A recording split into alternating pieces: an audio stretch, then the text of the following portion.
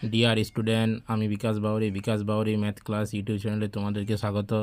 আজকের আলোচ্য বিষয় 8 ফেব্রুয়ারি 2025 তারিখে যে কর্মসংস্থান পেপার বেরিয়েছে, সেই কর্মসংস্থান পেপারের রেলের গ্রুপ ডি পরীক্ষার যে নমুনা প্রশ্নপত্র দেওয়া আছে, সেই নমুনা প্রশ্নপত্রের গণিতের যে অঙ্কগুলো সেগুলো আজ আমরা করব। তো এই অঙ্কগুলো শুধু যে রেলের গ্রুপ ডি পরীক্ষার জন্যেই গুরুত্বপূর্ণ এমন না, অন্যান্য স্টেট গভর্নমেন্টের food sub inspector, TET, forest guard, food sub inspector বা এসএসসি, পিএসসির অন্যান্য যাবতীয় যে আরও যে বিভিন্ন ধরনের পরীক্ষা, সেসব পরীক্ষাতেও কিন্তু এইসব প্রশ্ন আসতে পারে। তো চলো শুরু করি। শুরু করার আগে যারা আমার এই চ্যানেলে নতুন তারা অবশ্যই চ্যানেলটি আমার সাবস্ক্রাইব করে নিও। তো চলো শুরু করি। প্রথম কোশ্চেনে কী দেওয়া আছে, থার্ড ব্র্যাকেট 41 গুণিত সেকেন্ড ব্র্যাকেট 36 অফ 4 প্লাস প্রথম ব্র্যাকেট 96 অফ 2 ভাজিত 24 প্রথম bracket second bracket third bracket. আমরা জানি সরল দেওয়া আছে একটা, সেটার সরলটা করতে মান কত বার করতে বলেছে। তাহলে আমরা সরল করার নিয়ম জানি। প্রথমে বন্ধনীর কাজ হয়, বদমাস BOD MAS, বদমাস নিয়ম অনুযায়ী প্রথমে বন্ধনী ব্র্যাকেট, বিএ ব্র্যাকেট, অফ মানে এর, ডিভিশন ভাগ, মাল্টিপ্লিকেশন, অ্যাডিশন, সাবস্ট্রাকশন মানে গুণ যোগ বিয়োগ। তাহলে এখানে প্রথম বন্ধনী বলতে বন্ধনীর ভিতরে যে থাকবে যোগ গুণ ভাগ সেগুলোর কাজ। তাহলে প্রথম বন্ধনীর কাজ, তাহলে এই পার্টটা আগে করবো। এবার প্রথম বন্ধনীর ভিতরে কে আছে, এর, অফ মানে এর, আর ভাগ। তাহলে আমরা জানি আগে এর কাজ আগে হয়। তাহলে প্রথমে যেমন আছে এইগুলো সেই রকম লিখব। অফ 4 প্লাস 96 গুণিত 2, 6 দুগুণে 12, 2 হাতে রইলে 1, 9 দুগুণে 18, 1 19, 192 ভাজিত 24। কারণ প্রথম বন্ধনীর ভিতরে গুণ আছে, অফ মানে গুণ, অফ মানে গুণ, এর মানে গুণ। তাহলে গুণের কাজ এবং ভাগের কাজ যতক্ষণ না হয় ততক্ষণ থেকে প্রথম বন্ধনী কিন্তু উঠবে না। তাহলে প্রথম বন্ধনীর ভিতরে শুধুমাত্র এই কাজটা প্রথম করলাম, তারপরে এটা। তাহলে কীরকম, 41 গুণিত 36 অফ 4 প্লাস, তাহলে 192কে যদি আমি 24 দিয়ে ভাগ করি তাহলে কত হবে, 192কে 24 দিয়ে ভাগ করলে 8, 4 8 32, 2 হাতে রইল 3, 8 দুগুণে 16 আর 3 19, তাহলে কত হচ্ছে 8। তাহলে এই যে ভাগ হয়ে গেল, এবার কিন্তু প্রথম বন্ধনী উঠে যাবে। তাহলে second bracket plus third bracket, তাহলে সমান 41 গুণিত, এবার দেখো সেই সেকেন্ড ব্র্যাকেট বন্ধনী, তার ভিতর কী কী আছে, অফ আর প্লাস। তাহলে প্রথমে কিন্তু আমি এই এর কাজ করব, অফ মানে এর, তাহলে এই কাজটা করব। তাহলে 36 গুণিত 4, এর মানে গুণ, তাহলে 4 ছক 24, 4 হাতে রইল 2, 3 4 12 আর 2 14, 144 plus 8 second bracket third bracket সমান 41 গুণিত, এবারে কী করব আমি, এই সেকেন্ড ব্র্যাকেটের ভিতর কী আছে, 144 প্লাস 8 মানে 152, তাহলে 152 হলো। তাহলে 152 যোগ করে 152 পেলাম, সেকেন্ড ব্র্যাকেট উঠে গেল। এবার আছে 41 গুণিত 152, তাহলে এই দুটোকে গুণ করব। তাহলে 152 ইন্টু 41, এই দুটো যদি গুণ করি তাহলে 2 5 1, 4 দুগুণে 8, 4 5 20, 0 হাতে রইল 2, 4 1 4 আর 2 6, তাহলে 2 13 3 হাতে রইল 1 1 2 6, 6232, 6232, ক্লিয়ার, 6232। এরপরে তোমাদেরকে একটা কথা বলছি, আমাদের কিন্তু অপশানে কিন্তু 6232 নেই। ওরা কিন্তু উত্তরে যে বিশ্লেষণ করেছে সেখানে দেখো, কিন্তু আমরা যেমন এখানে প্লাস, এখানে অবধি প্লাস, শেষে দেখো ওরা কিন্তু এটা কিন্তু ভাগ নিয়েছে, প্লাস বলছে না, এটা কিন্তু ভাগ নিয়েছে। তাহলে যদি আমি ভাগ নিই তাহলে কিন্তু ওদের যে অপশান দেওয়া আছে সেই অপশানে কিন্তু মিলে যাবে, মানে 738 চলে আসবে, ক্লিয়ার। নেক্সট অঙ্ক কী বলেছে, 2 অঙ্কে একটি বছরের প্রথম 3 মাসে স্বপ্নার গড় মাসিক ব্যয় 1100 টাকা, পরবর্তী 5 মাসে 1000 টাকা ও শেষ 4 মাসে 1200 টাকা, এগুলো মাসিক গড় ব্যয়, ক্লিয়ার। যদি মোট বার্ষিক সঞ্চয় 1300 টাকা হয় তবে স্বপ্নার মাসিক গড় আয় কত। তাহলে আয় মানে কি, আয় সমান আমরা কি জানি, ব্যয় প্লাস সঞ্চয়, অর্থাৎ সঞ্চয় যত টাকা আমরা ব্যয় করেছি আর যত টাকা আমরা সঞ্চয় করেছি, টোটাল যোগফলটাই হলো আয়, তত টাকা সে রোজগার করেছে। তাহলে আমি সবগুলোর প্রথমে কী বের করে নেবো, আয় বার করতে হবে। তাহলে 3 মাসে কি বলেছে, 3 মাসে স্বপ্নার গড় বার্ষিক ব্যয় হচ্ছে 1100 টাকা, তার 3 মাসে মোট 3 মাসে মোট তাহলে ব্যয় কত, 3 মাসে মোট ব্যয় কত, 3 গুণিত 1100 টাকা করে, তার মানে গড় গুণিত যত মাসের গড় সেটা গুণ করলে মোট বেরিয়ে যায়, তাহলে 3300 টাকা। ক্লিয়ার। তারপরে কি বলেছে, পরবর্তী 5 মাসে 5 মাসের গড়টা হচ্ছে, মাসিক গড় হচ্ছে 1100 টাকা, তাহলে 5 মাসে মোট কত, 5 মাসে মোট ব্যয় কত, তাহলে 5 গুণিত 1000 মানে কত, 5000 টাকা। ক্লিয়ার, 5000 টাকা। তারপরে কি বলেছে, শেষ 4 মাসে, তাহলে শেষ 4 মাসে মোট ব্যয় কত, তাহলে 4 গুণিত মাসিক কত গড়ে 1200 টাকা করে, তাহলে 4 মাসে মোট হচ্ছে 4 গুণিত 1200 মানে 4 12 4800 টাকা। ক্লিয়ার। তাহলে টোটাল 12 মাসে তাহলে মোট ব্যয় কত, তাহলে 12 মাসে মোট ব্যয় কত, 12 মাসে তাহলে মোট ব্যয় কত, 3 মাসে মোট ব্যয় 3300 টাকা, 5 মাসে মোট ব্যয় 5000 টাকা, 4 মাসে মোট ব্যয় 4800 টাকা। তো টোটাল ব্যয় এই তিনটে যোগফল, তাহলে 3300 প্লাস 5000 প্লাস 4800। ক্লিয়ার। তাহলে কত হচ্ছে, যদি আমি যোগ করি, তাহলে যোগ করলে কত হচ্ছে 3300 5000 আর 4800, 0 0 5 8 আর 8 আর 3 কত হচ্ছে 11 1 হাতে রইল 1 4 আর 5 9 9 12 আর 1 13, 13100 টাকা। তাহলে টোটাল তাহলে কত, 13100 টাকা তার মোট 12 মাসে ব্যয়। ক্লিয়ার। সে মাসিক কত টাকা সঞ্চয় করছে, 1300 টাকা, তাহলে সঞ্চয় 1300 টাকা, তাহলে সঞ্চয় হচ্ছে আবার বাৎসরিক, মোট বাৎসরিক সঞ্চয় 1300 টাকা, তাহলে বছরে এত টাকা ব্যয় করার পরও সে আরও সঞ্চয় করছে কত, 1300 টাকা। তাহলে আয় কত, তাহলে বাৎসরিক আয় কত, তাহলে বাৎসরিক আয় বার্ষিক আয় কত, 13100 প্লাস 1300, তার মানে কত, 2 0 3 আর 1 4 1 আর 3 4 আর 1 14400 টাকা। ক্লিয়ার। মোট ব্যয় 12 মাসের মোট ব্যয় আর বছরে যে সঞ্চয়, সে দুটো যোগ করলে তার মোট আয় পাবো।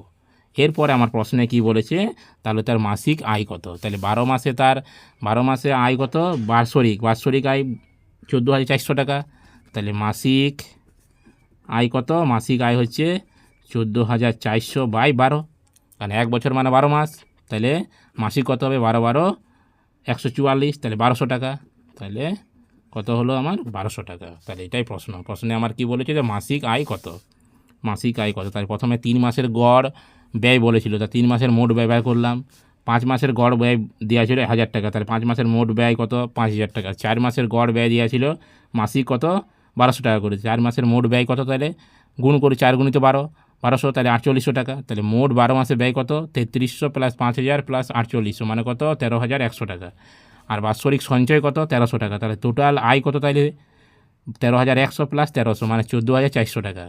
তাহলে এটা বাৎসরিক আয়, এত টাকা সে রোজগার করেছে, তাহলে বাৎসরিক মাসিক কত, 1 বছর মানে 12 মাস, তাহলে মাসিক আয় কত, 14400 বাই 12, তো মানে 1200 টাকা। ক্লিয়ার। নেক্সট অঙ্ক, 3 দাগের অঙ্কে কী বলেছে, একটি ক্রিকেট দলে 7 জন খেলোয়াড়ের বয়স 26 25 21 29 24 28 22, তাদের গড় বয়স কত। তাহলে ঠিক আছে, কিছু নেই, আমরা গড় সমান কি জানি, মোট সমষ্টি বাই পদসংখ্যা, মানে যতজন খেলোয়াড়ের মোট সমষ্টি বয়সের সমষ্টি, তাহলে এখানে আমি কী বার করতে হবে, গড় বয়স, তাদের গড় বয়স কত, তাহলে গড় বয়স সমান তাদের মোট বয়স বাই তাদের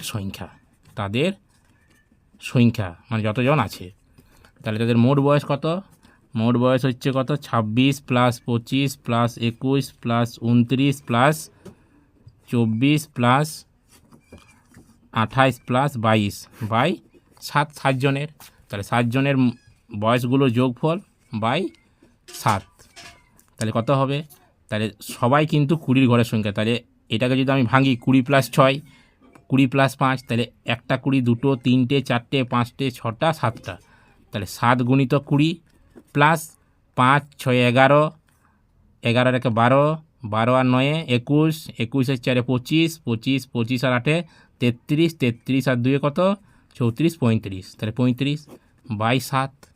ক্লিয়ার। তাহলে কত হবে, তাহলে এটাকে যদি আমি 20 গুণিত 7 বাই 7 প্লাস 35 বাই 7 করে দিই, তাহলে কত হবে, 7 সাথে কাটা যাবে, 5 7 35, ইজি।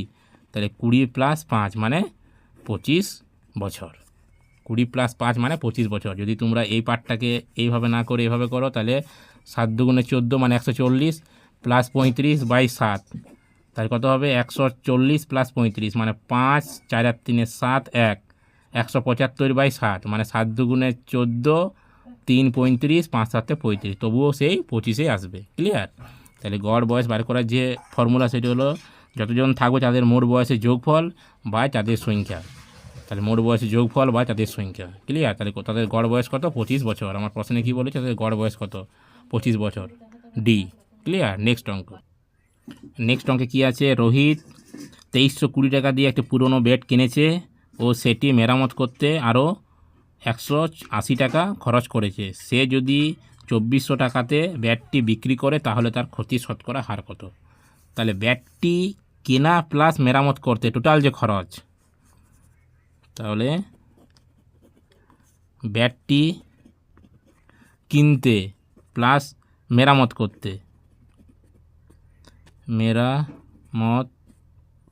করতে, খরচ কত? সে 2300 টাকা দিয়ে কিনেছে আর 180 টাকা দিয়ে আবার মেরামত করেছে। তাহলে টোটাল খরচ কত? 2320 + 180, তাহলে 0 8 2 10 0 হাতে রইল 1, 3 আর 1 4, 2, 2400 টাকা। তাহলে টোটাল তার কেনা প্লাস মেরামত করাতে খরচ কত? 2400 টাকা। সে বিক্রি করছে কত? 10 0 হাতে রইল 1, 3 আর 1 4, 5, 2500 টাকা। 2500 টাকাতে সে টোটাল কিনেছে আর বিক্রি করছে কত? সে 2400 টাকায়। 2400 টাকাতে সে বিক্রি করছে। তাহলে ক্ষতি কত হচ্ছে? তাহলে ক্ষতি সমান 2500 টাকায় কিনে 2400 টাকায় বিক্রি মানে 100 টাকা।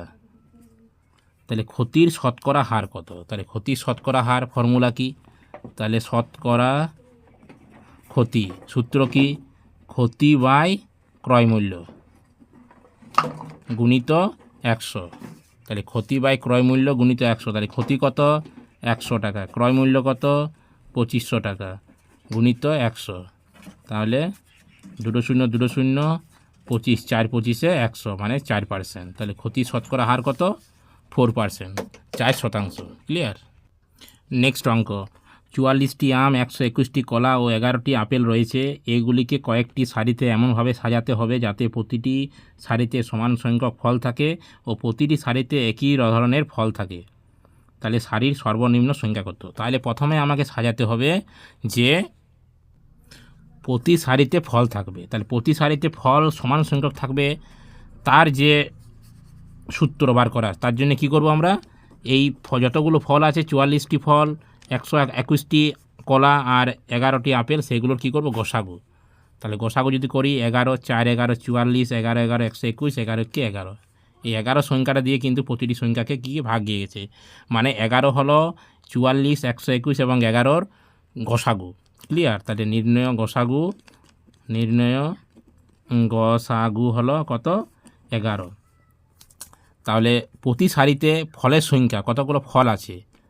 প্রতিটি সারিতে ফল আছে কত? 11টি করে। ক্লিয়ার? তাহলে আমার প্রশ্ন কী বার করতে বলেছে যে কতগুলো সারি আছে। তাহলে কতগুলো সারি যদি আমি, এবং প্রশ্নটা এভাবে বলে যে প্রতি সারিতে একই ধরনের ফল থাকবে, তাহলে আমার টোটাল ফল আছে কত? আম আছে 44টি। তাহলে 44টি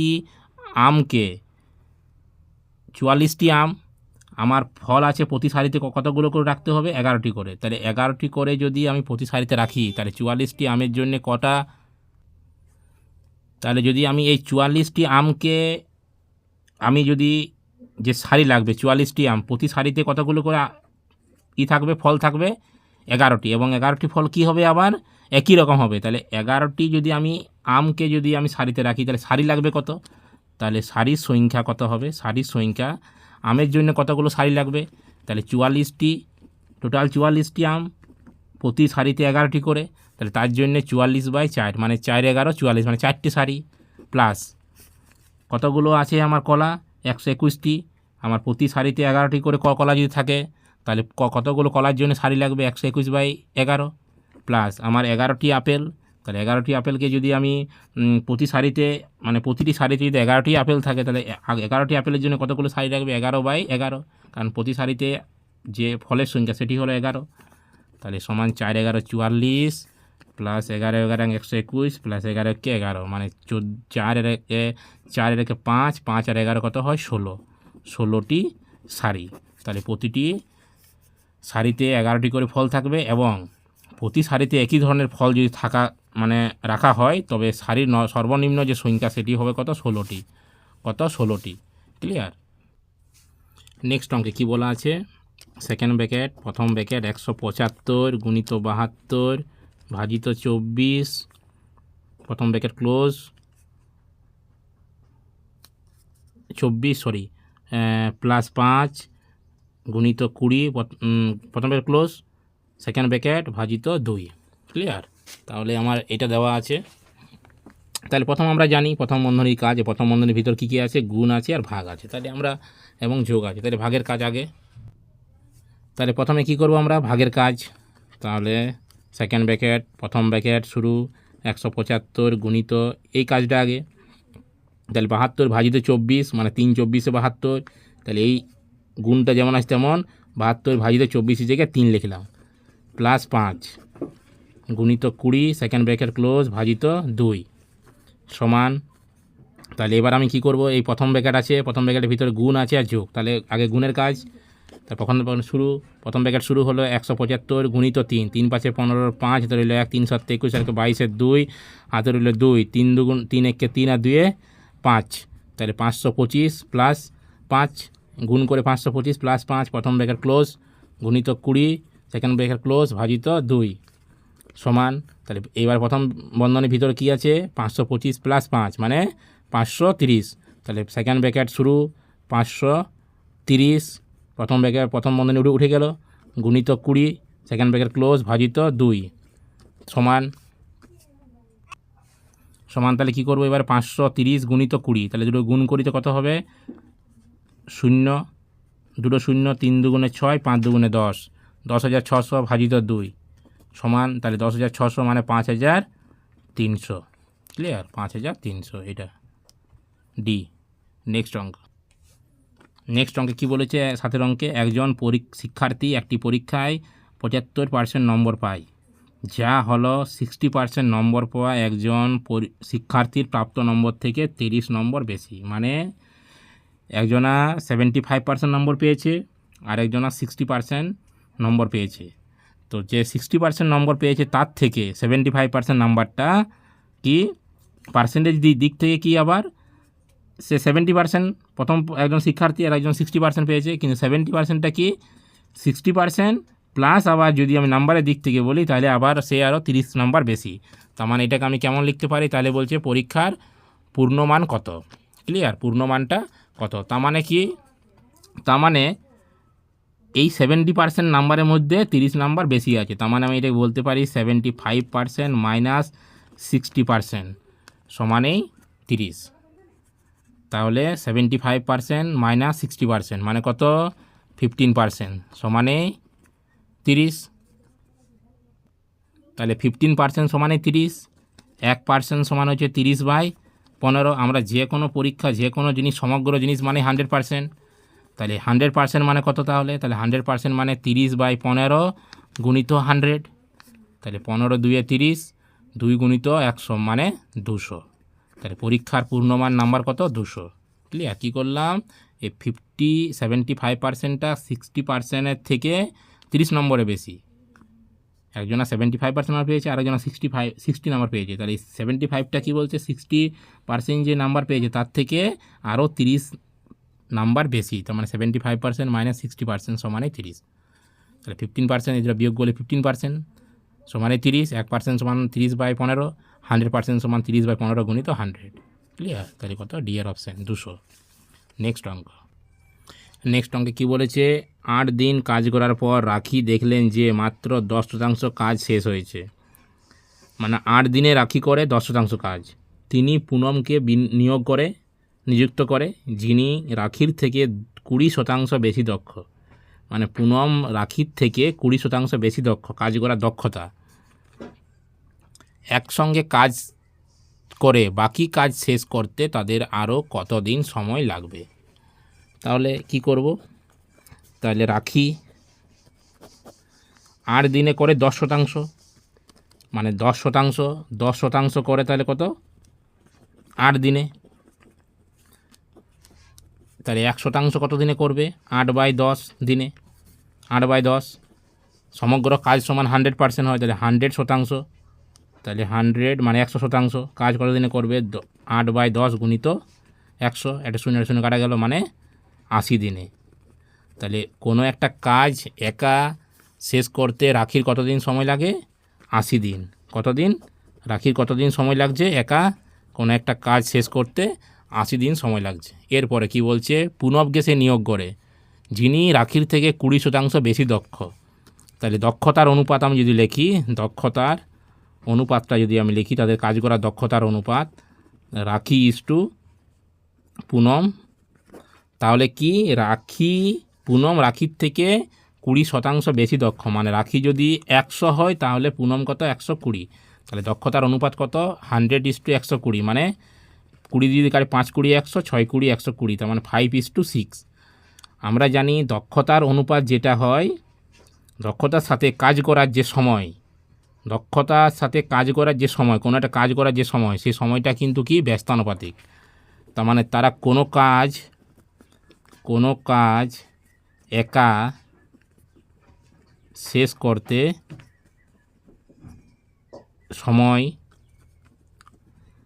লাগার অনুপাতটা কত হবে, এককভাবে একা শেষ করতে যে সময় লাগবে তার অনুপাতটা কত হয় ব্যস্তানুপাতিক, সেটা কী হয়ে যাবে ব্যস্তানুপাতিক। মানে 5:6 যদি তাদের দক্ষতার অনুপাত হয়, তাহলে তাদের কাজ এককভাবে কাজ শেষ করার যে অনুপাতটা সেটা কত হবে 6:5, 6:5, তার মানে কত 6:5। তাহলে এই 6টাই হলো কত 80, এই 6টাই হলো 80। তাহলে 6x সমানে আমি যদি এটাকে x ধরে নিই যে এটা হচ্ছে 6x দিনে কাজ করে আর এই 5x দিনে, এটা রাখি আর এটা পুনম, তাহলে 6xটাই হলো 80, কারণ রাখি 80 দিনে কোনো একটা কাজ একা শেষ করে, আর অনুপাতের আকারে দিয়েছে 6:5, মানে তাদের যে কাজ করার কোনো একটা কাজ এককভাবে শেষ করার আলাদা আলাদাভাবে কাজ করার যে অনুপাত, সময়ের অনুপাত, সেটা হলো 6:5। তাহলে 6x সমানে 80, তাহলে x সমানে হচ্ছে 80/6। ক্লিয়ার? তাহলে যেহেতু আমার পুনমের যে অনুপাতের পদ সেটা 5, তাহলে পুনম একা কোনো কাজটা কত দিনে শেষ করবে একক, তাহলে পুনম একা কাজটি করে কত 5 গুণিত x, মানে 80/6, 2 দিয়ে কাটলে 40, 2 দিয়ে 3, তাহলে 5 20, 3 4 5 20, মানে 200/3 দিনে। তাহলে রাখি একা কোনো কাজ করে 80 দিনে, পুনম একা কোনো কাজ করে 200/3 দিনে। তাহলে তারা একসাথে কোনো কাজ করতে দুজনে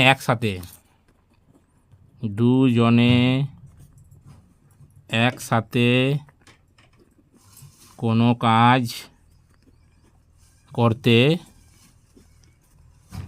সময় লাগবে কত,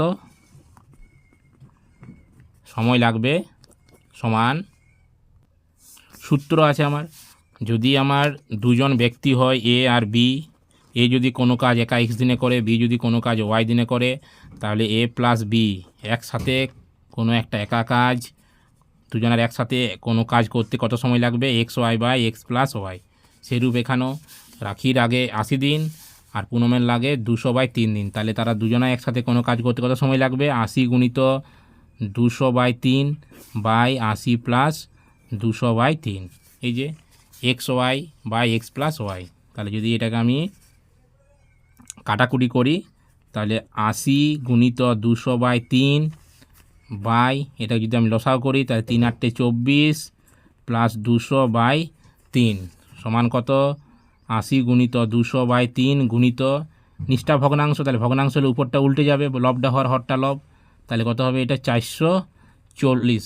তাহলে যদি আমি কাটাকুটি করি 3 3 কাটা যাবে, একটা শূন্য, একে যদি আমি কাটাকুটি করি 4 দিয়ে, তাহলে 4 5 20, 4 দিয়ে 11, তাহলে কত হচ্ছে 5 8 40, মানে 400/11। তাহলে দুজনা একসাথে কোনো কাজ করতে কত সময় লাগবে 400/11 দিন।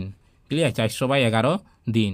তাহলে প্রশ্নে আমার কি বলা আছে যে রাখি একা কাজটি 10% কাজ করেছে 8 দিনে, তাহলে বাকি 90% আর 90% কাজ বাকি আছে। তাই 90% যদি কাজ বাকি থাকে তাহলে তারা একসাথে, রাখি এবং পুনম একসাথে কোনো কাজ করতে 400/11 দিন সময় লাগে। ক্লিয়ার? তাহলে 400/11 দিনে করে তারা 100% কাজ, তার মানে 100% কাজ করে কত দিনে? 400/11 দিনে।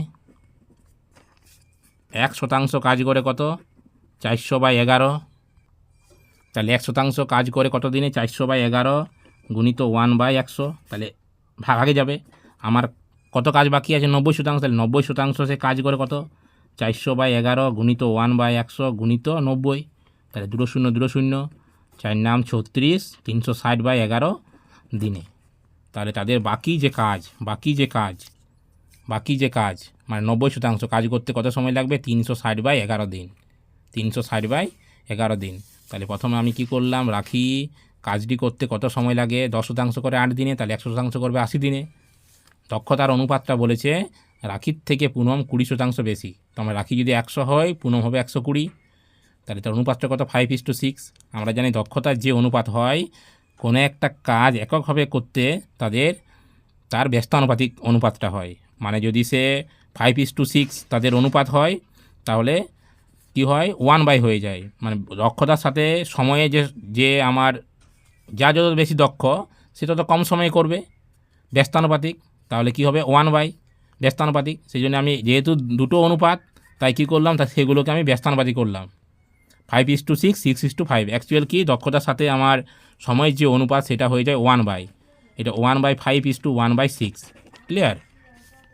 তাহলে 6:5, তাহলে 6:5 মানে এটা অনুপাতের আকার আছে। আমি ধরে নিচ্ছি 6টা 6x, 5টা 5x। তাহলে 6টা যদি 6x হয়, 6 টাকা রাখির, তা রাখি আবার কত করেছে? 80 দিনে, তাহলে 6x মানে 80, তাহলে x সমান 80/6। তাহলে 5টা কত হবে? 5টা 5x ধরেছি, তাহলে x এর জায়গায় 80/6 বসিয়ে দিলাম, তাহলে কত হলো? 200/3। তাহলে রাখি করে 80 দিনে, পুনম করে 200/3 দিনে। তাহলে দুজনে একসাথে কত দিনে করবে? আমরা জানি এ যদি কোনো একটা কাজ x দিনে করে, বি যদি কোনো একটা কাজ y দিনে করে, তাহলে এ বি একসাথে কাজটি করতে কত সময় লাগবে? xy/x + y দিনে। ঠিক একই রকম। তাহলে 80 × 200/3/80 + 200/3, সেখান থেকে ক্যালকুলেশন কত পেলাম? 400/11 দিনে। তাহলে দুজনে একসাথে কোনো একটা কাজ মানে 100% করতে কত সময় লাগে? 400/11 দিন। তাহলে 100% কাজ করে 400/11 দিনে, 1% কাজ করবে 400/11 × 1/100, ভাগে চলে আসবে 100টা। তাহলে 90% কাজ কত দিনে করবে? একে যত করবে 90 তার থেকে বেশি দিন সময় লাগবে। তাহলে 400/11 × 1/100 × 90, তখন 90টা গুণে যাবে। তাহলে কাটাকুটি করে কত হচ্ছে? 360/11 দিন। ক্লিয়ার? নেক্সট যে অঙ্ক 9 দাগে কী বলেছে? একটি অর্থ রাশিকে চক্রবৃদ্ধি সুদে বিনিয়োগ করা হলে তা 10 বছরে নিজের দ্বিগুণ হয়। নিজের যে টাকাটা বিনিয়োগ করেছি সেটা দ্বিগুণ হয়ে যায়। কত সময়ে এটি নিজের 4 গুণ হবে? তাহলে চক্রবৃদ্ধি সুদ, সমূল চক্রবৃদ্ধি যে আমরা সূত্র সেটা লিখি আগে। সমূল চক্রবৃদ্ধি সমান কি জানি? p × 1 + r/100⁴n। ক্লিয়ার? তাহলে কি বলছে? এটা আমি ধরে নিচ্ছি আসলটা পিটা হচ্ছে মূলধন, আসল, সুদের হার r%, সময়টা হলো n। ক্লিয়ার? এটা হচ্ছে সময়, বছর, n বছর। যদি p টাকার r% n বছরে আমি ধরে নিচ্ছি এই টাকাটা হচ্ছে। ক্লিয়ার? তাহলে চক্রবৃদ্ধি সুদের যে ফর্মুলা p × 1 + r/100⁴n, মানে n বছরে r% হারে p টাকা চক্রবৃদ্ধি সুদ হচ্ছে p × 1 + r/100⁴n। এখন প্রশ্নে বলেছে যে টাকা আমি বিনিয়োগ করেছি সেটা 10 বছরে দ্বিগুণ হচ্ছে, মানে 10 বছরে সেটা কত হচ্ছে? 2p হচ্ছে। যে p টাকা আমি রেখেছি সেটা চক্রবৃদ্ধি সুদের হারে 2p হচ্ছে। তাহলে চক্রবৃদ্ধি সুদের হারে 2p হচ্ছে। তাহলে 2p সমান আমি বলতে পারি এই চক্রবৃদ্ধি সুদ 2p সমান p × 1 + r/100⁴n, এর জায়গায় কত? 10 বছরে হচ্ছে কত? 2p। তাহলে 2p সমানে p × 1 + r/100⁴10। তাহলে যদি এটাকে আমি ক্যালকুলেশন করি, পিপি কাটা যাবে, তাহলে 2 সমান 1 + r/100⁴10। তাহলে অতএব 1 + r/100 সমানে 2⁻1/10 আমরা সূচকের নিয়ম অনুযায়ী জানি। এরপরে কি বলেছে, কত সময়ে এটি নিজের 4 গুণ হবে। তাহলে আমি ধরে নিচ্ছি টি সময়, টি বছর পরে এটা 4 গুণ হবে, 4 গুণ হবে মানে পিটা 4 গুণ হবে। তাহলে 4p সমান 4 গুণ হবে, p ইন্টু 1 + r/100⁻t।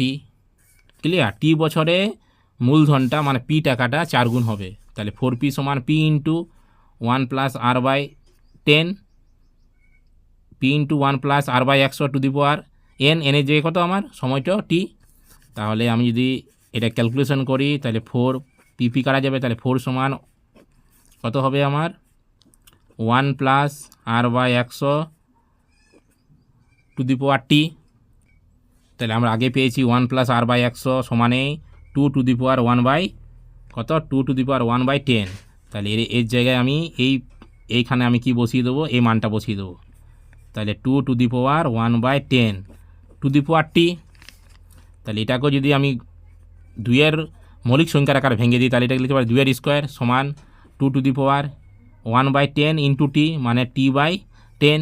তাহলে যদি আমরা জানি বেসগুলো সমান হয় সূচকের নিয়ম অনুসারে, যদি বেস সমান হয় তাহলে কিন্তু আমার ঘাতগুলো সমান হবে। তাহলে 2 সমানে কত t/10। তাহলে t সমান কত হবে 10 দুগুণে 20, তাহলে 20 বছর, 20 বছরে। নেক্সট অঙ্ক কী বলেছে 10-এর দাগের অঙ্কে, একটি পণ্যের বিক্রয় মূল্য 5,175 ও এটিতে 25% মানে 25% ছাড় দেওয়া হয়, তাহলে পণ্যটির মুদ্রিত মূল্য কত। বিক্রয় মূল্য সে বিক্রি করেছে 5,175 এবং ছাড় দেওয়া হয়েছে 25%, তাহলে মুদ্রিত মূল্য কত। আগে জানতে হবে আমার ছাড় কার উপরে দেওয়া হয়, যেটা লেখা থাকে যেটা মুদ্রিত তার উপরে, তার মানে 25% ছাড়, 25% ছাড়। এই কথার অর্থ কী?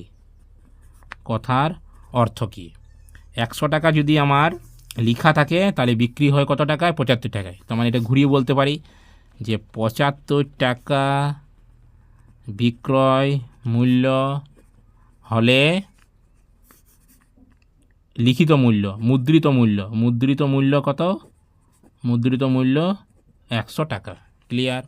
75 টাকা যদি আমি বিক্রি করি তাহলে লেখা ছিল 100 টাকা, মানে 100 টাকার উপরে 25% ছাড় দিয়ে সে 75 টাকায় বিক্রি করছে। তাহলে ঘুরিয়ে বলছি 75 টাকা বিক্রয় মূল্য হলে মুদ্রিত মূল্য 100 টাকা। আমাকে মুদ্রিত মূল্য বার করতে বলেছে, তাহলে 1 টাকা বিক্রয় মূল্য হলে মুদ্রিত মূল্য 100/75। আমি কত টাকায় বিক্রি করেছি 5,175, তাহলে 5,175 টাকা বিক্রয় মূল্য হলে মুদ্রিত মূল্য কত 100/75 গুণিত 5,175।